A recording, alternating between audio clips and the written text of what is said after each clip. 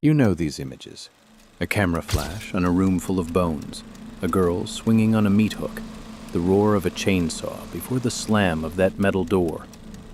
This is the house from the Texas Chainsaw Massacre. It's the backdrop for one of the most terrifying stories in movie history.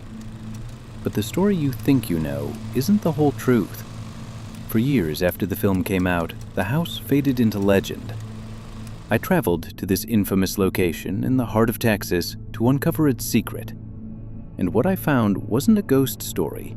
It was the shocking reality of how a piece of horror history was physically cut into pieces, moved across the state, and reborn as something you will not believe. This is the story of its bizarre and unbelievable survival. To understand why this house matters, you have to go back to 1974. Director Tobe Hooper unleashed a film on the world that felt less like a movie and more like a documentary of a real event. The Texas Chainsaw Massacre was raw, gritty, and disturbingly plausible. It introduced us to Leatherface and his messed-up family, and in doing so, it basically invented the modern slasher genre. And the heart of that nightmare was the house, a seemingly normal Texas farmhouse that became a labyrinth of horrors. It was a character in itself, the isolated, decaying soul of the Sawyer family's madness. For years, fans and thrill-seekers tried to find it. They searched across central Texas, looking for that iconic, terrifying house. But as time went on, the original filming location in Round Rock, Texas, was slated for a new development. It seemed like the place where one of cinema's greatest nightmares was born was just gone. The house didn't just disappear, it was saved. But to save it, they had to destroy it first. What happened next sounds almost as crazy as the film itself. By the 1990s, the house sat neglected and deteriorating, a forgotten piece of film history just rotting away. But a few passionate people saw its value. In 1998, an incredible plan was put into motion.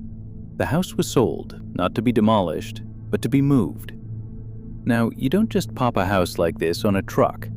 To save the Texas Chainsaw Massacre house, they had to carefully cut it into several pieces.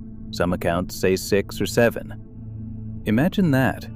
The very walls that echoed with fictional screams, methodically disassembled, loaded onto trucks, and driven over 60 miles from Round Rock to their new home in Kingsland, Texas.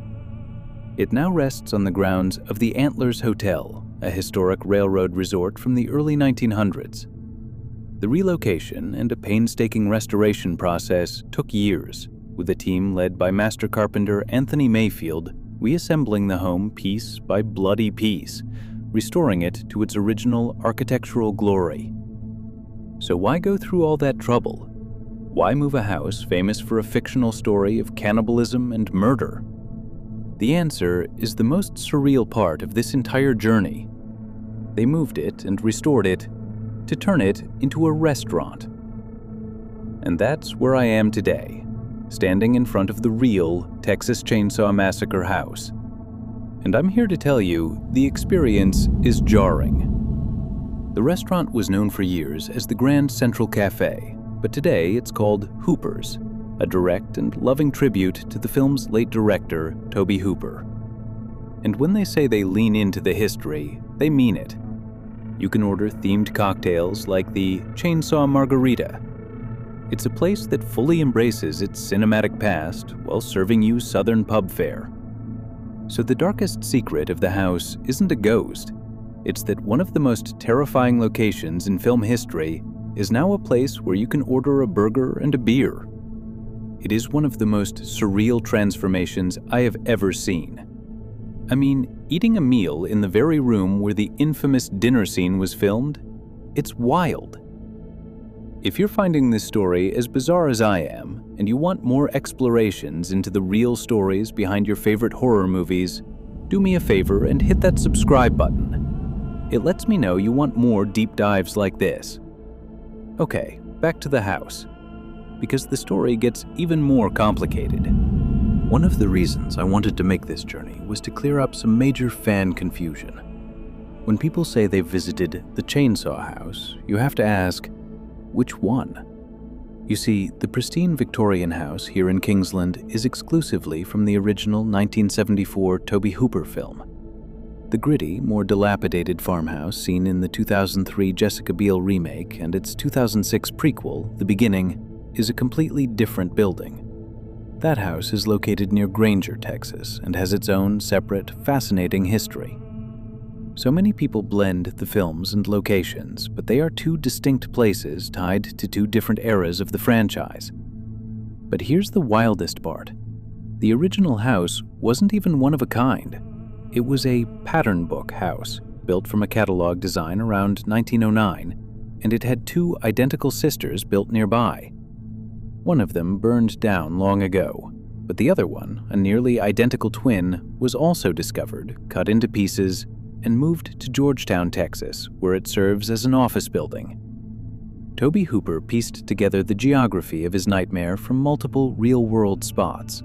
But this house, the one I'm in right now, is the crown jewel. It's the centerpiece of the terror. So, what's it actually like inside? Did I survive? The short answer is yes, and the food was great. But the feeling is strange. You walk through the front door and you're hit with the eerie familiarity of the layout. You're standing in the very rooms where the Sawyer clan tormented their victims. I walked up those stairs, the ones Sally frantically climbs to escape Leatherface, and upstairs, the vibe shifts. They have a lounge and a bar which is filled with memorabilia. There are autographed posters, photo opportunities with character standees, and a general air of celebration for the film.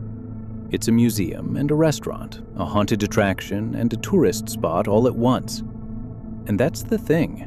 It doesn't feel haunted. It feels historical. You're not feeling the presence of ghosts. You're feeling the immense weight of cinematic history. You recognize that infamous sliding door, and you can almost see Leatherface sliding it shut. You're sitting in the dining room, and you can't help but picture the most messed up family dinner ever put to film. Every corner holds a memory, not of real-world tragedy, but of a story that has terrified millions. Surviving a Texas Chainsaw Massacre house today doesn't mean escaping with your life. It means trying to reconcile the horrific fiction with the charming, delicious reality. My journey to the real Texas Chainsaw Massacre house ended not with a scream, but with a deep sense of awe. Awe for a film that continues to terrify us decades later, and awe for the people who saw this house not as a decaying film set, but as a cultural artifact worth preserving. The house's story is a testament to how movies transform a place. How a fictional nightmare, born from the mind of Tobe Hooper and filmed during a miserable Texas summer, can evolve into a real-world destination that attracts fans from all over the globe. The shocking truth isn't about what happened in the house in 1974. It's about the incredible journey it took afterwards. It's a piece of pop culture, physically saved from destruction and given a new, bizarre life. It's more than just a horror landmark. It's a relocated, resurrected piece of film history that you can actually visit. And I highly recommend that you do.